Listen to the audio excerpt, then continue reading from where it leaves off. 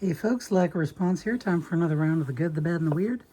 Today we are talking about this knife. Let's sit down and take a close look.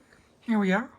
Do another round of the good, the bad, and the weird. Today we are looking at the Chapman Lake Knives CLK-1D for drop point. It's the one that's not a Tanto. And we're going to talk about the good, the bad, and the weird. The good being things I like about it. The bad being things that could be improved. The weird being things that make it different. And we always like to start with measurements and size comparisons in accordance with prophecy. Let's see. Measurements, we're looking at about 9 inches with 3.75 a cutting edge. A little sharpening choil there.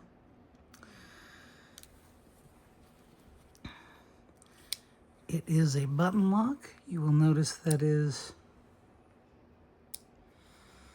Can we see inside it? I don't know. Can we see inside it? Maybe you can see right there. That is a true plunge lock, not a button-activated liner. Blade steel is, I forget. Handles are titanium. See the blade steel in here anyway? I don't see it. You can go to Chapman Lake Knives website and look up the blade steel yourself. I'm lazy and I don't feel like it. Okay, starting off with the good. I like the length. I like a longer knife. This one has a narrower blade, kind of like a fruit knife, perhaps. I've heard long, narrow blades called that. It's got a nice little dip in the spine there if you want to put your finger, or if you want to get your thumb for good, powerful cutting. I love the anodizing on this handle. Look at that. They call that the oil slick anodizing on that titanium handle. They do offer multiple finishes on their website, so you can order what you like. You can even choose how you want your hardware anodized. Action is nice.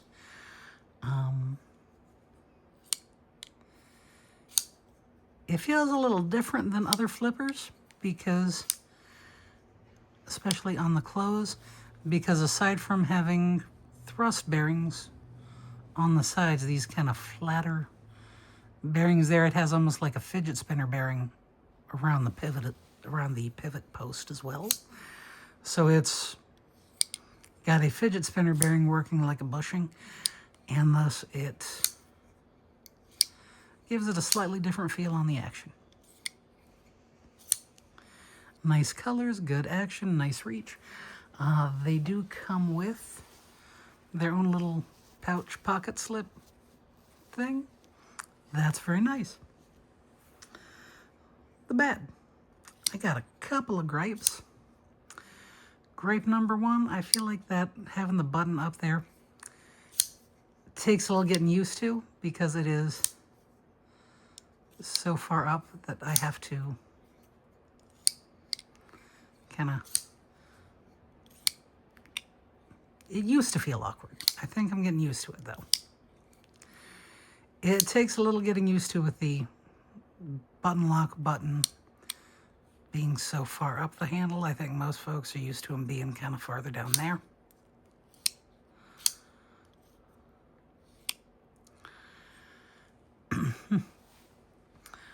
My other big gripe is I have a little bit of play in my thumb studs. It doesn't look like they are screws, so I can't really tighten it. I think I just developed that from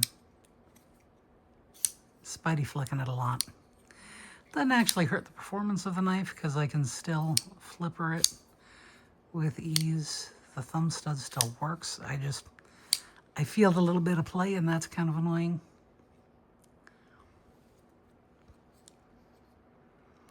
And that's my only real gripe, is the button placement feels a little awkward because, like, sometimes when I go to disengage the Flipper tab hits my finger. It's not bad. It's just you gotta grip it weird. I feel like with the button being so high on the knife, it would work better on that side. Like this reach. Like reaching with your index finger.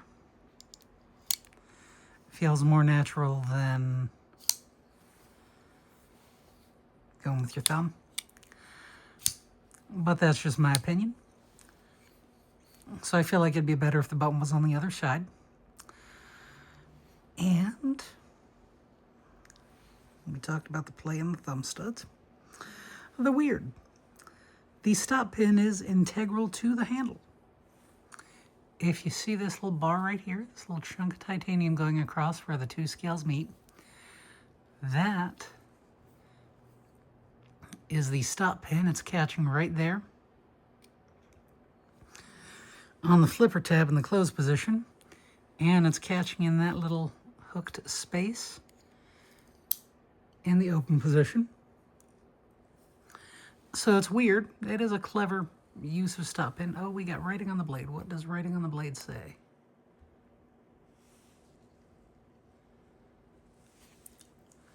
Or is that just crud?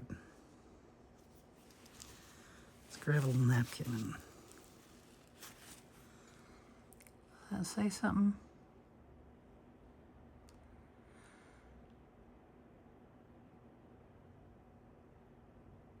Yes, that says Magna Cut.